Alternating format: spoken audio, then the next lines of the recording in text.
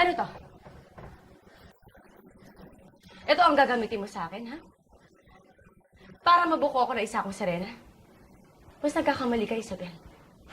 Dahil hindi mo magagamit o laban sa akin. Kaya ngayon pa lang, tanggapin mo na yung pagkatalo. Akin na yan.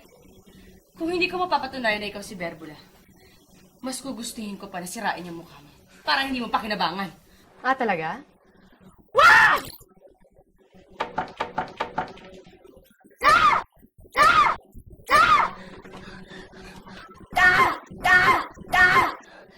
Hindi mo mukha yan. Kaya babawiin ko yung mukha ko. At kahit ano pwede kong gawin yan dahil mukha ko yan. Sisiguraduhin ko pagkatapos nito, hindi ka na makikilala ni Fredo. Wow!